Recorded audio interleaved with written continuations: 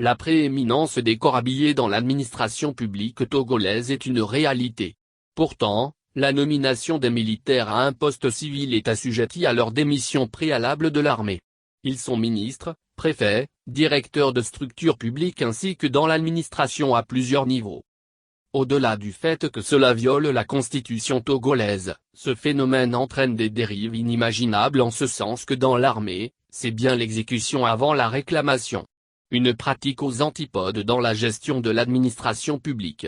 La garde à vue de l'infirmier auxiliaire d'État Yulkidinam Dancourt du CHP de Guérin-Kouka pour un supposé refus de réaliser une expertise médicale pour décès dans le village de Kissamosim, situé à une dizaine de kilomètres de la ville, par manque de déplacement, est une dérive de trop. Selon le point focal d'Ankopen du syndicat national des praticiens hospitaliers du Togo, SINFO, le préfet a appelé notre DPS, NDLR, directeur préfectoral de santé, comme quoi, un peul s'est pendu en brousse et qu'il faut envoyer un élément pour l'expertise. Notre infirmier auxiliaire a dit qu'il n'a pas de carburant, moto, pour y aller. Le DPS a donc choisi un autre infirmier qui est allé faire le travail. Le préfet a appelé le DPS lui demandant pourquoi l'infirmier n'est pas encore arrivé, c'est là le DPS lui disait que l'élément qu'il avait envoyé avait refusé.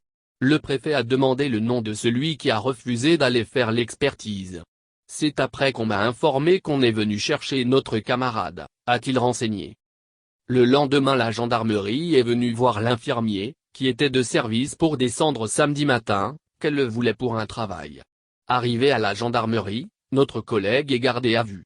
Le bureau préfectoral de l'Association nationale des infirmiers et infirmières du Togo, ANI, a été saisi.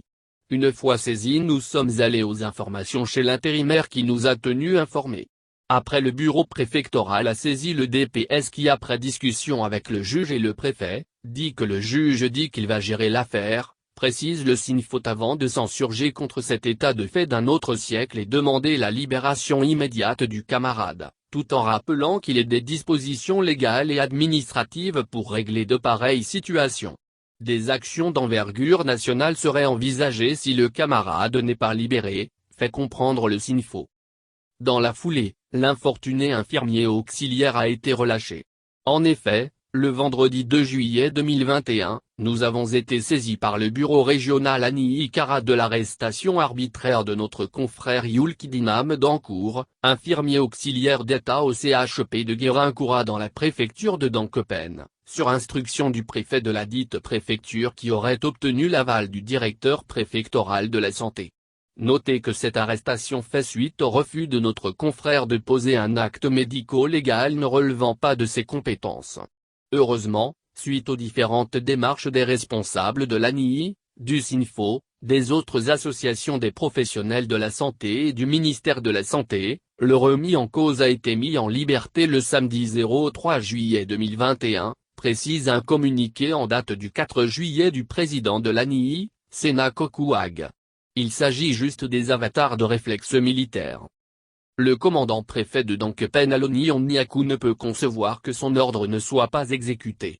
Malheureusement, cet incident aura de graves répercussions sur le système sanitaire togolais cette semaine. L'ANI appelle à un sit-in sur l'ensemble du territoire pour dénoncer ce traitement illégal et déshonorant. Chers confrères et consoeurs, pour manifester notre mécontentement face à ce traitement illégal et déshonorant, l'ANI invite tous les I//, du Togo à observer un sit-in le 5 juillet 2021 de 7h à 9h sur toute l'étendue du territoire.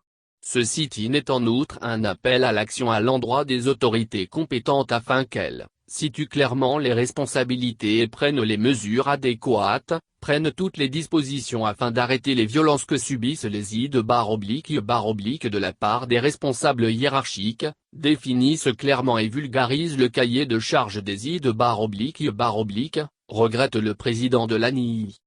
L'ANI rappelle que le 25 janvier dernier, soit 6 mois seulement en arrière, un infirmier a subi une humiliation ayant entraîné une effervescence au sein de toute la corporation.